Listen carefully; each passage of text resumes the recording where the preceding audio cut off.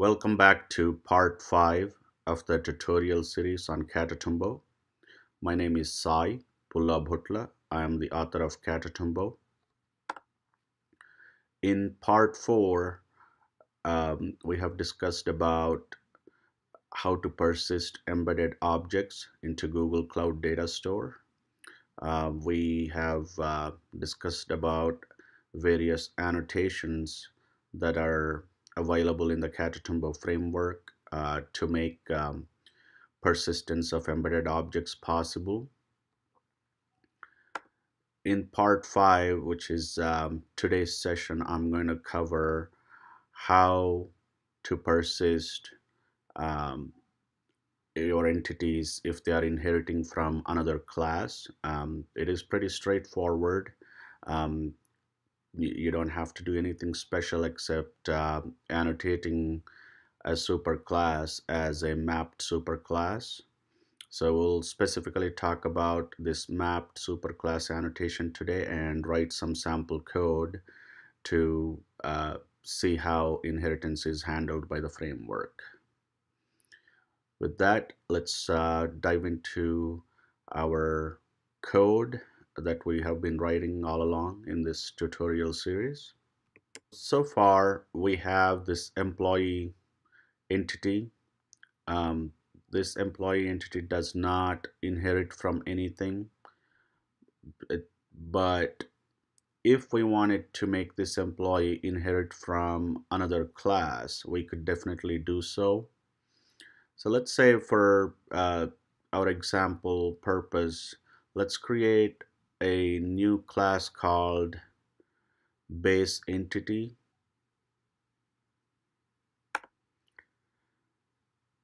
Now the purpose of base entity is to store some of the common attributes that all of our entities would have. For example, uh, we want to store the creation date of the entity.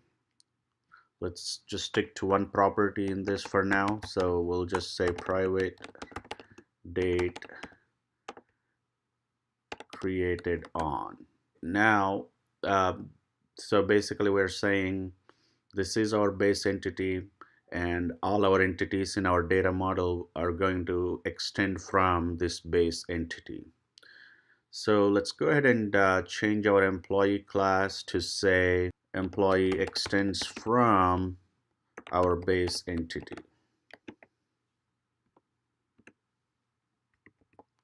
All right, now let's go to our base entity and do the basic things like providing accessor methods. Okay, now our base class is ready. We have already said our employee extends the base entity. Now if we go back to our main class and let's say we want to set our created on to new date. Now if we run this, so the employee object has been persisted, but let's go ahead and see what we got there. So we have our employee with the home address, last name, salary, work address, but there is no created on property. And the reason for that is Catatumbo framework by default does not include the properties from the superclass. If you do want to include the properties from the superclass, you have to use the mapped superclass annotation on your superclass.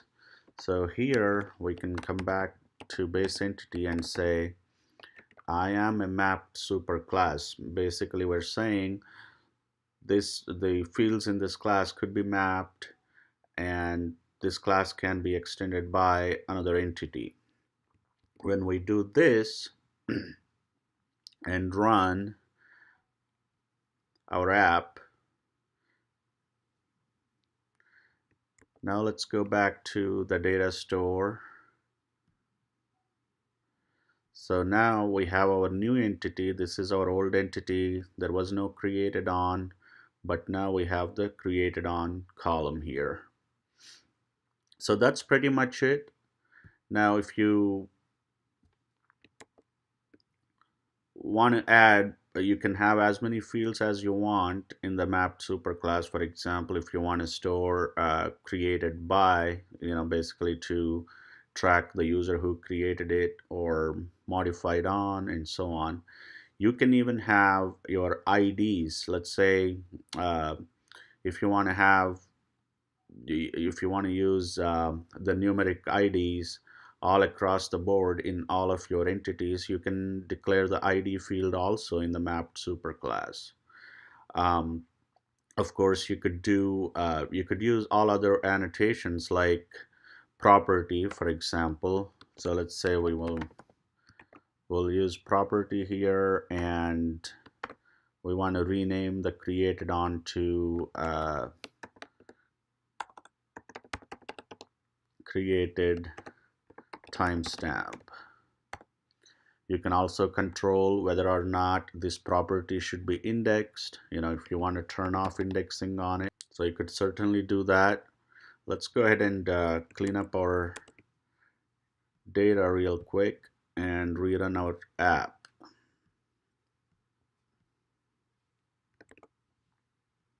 So if we run this now, and let's refresh the data, now we have the new property name, and it's also not indexed. There is, of course, you can also use at ignore annotation. Any other annotation that you would typically use in an entity is fine. The A mapped superclass can also extend from another mapped superclass.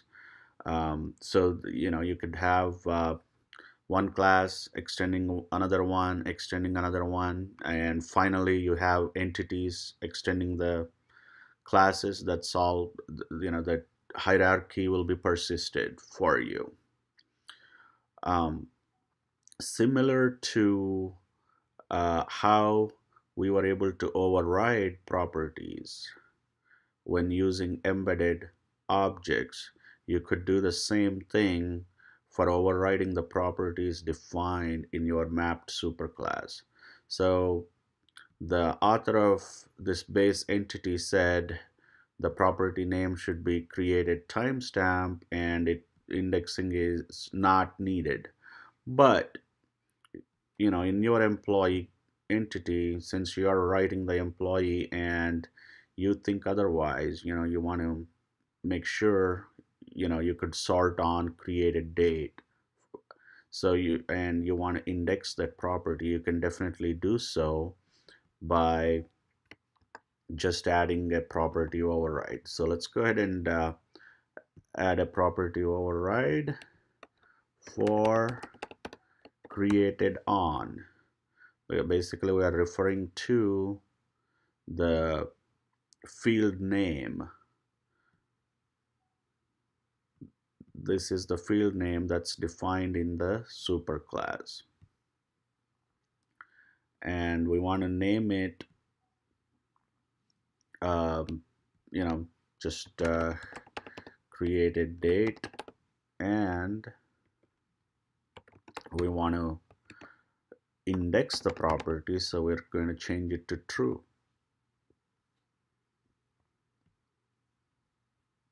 I'm going to clean up our data. All right, let's go ahead and run this now. So now you have created date, and that's sortable, which means it's indexed. So that's all about inheritance. Thanks for joining me. I will see you in the next session.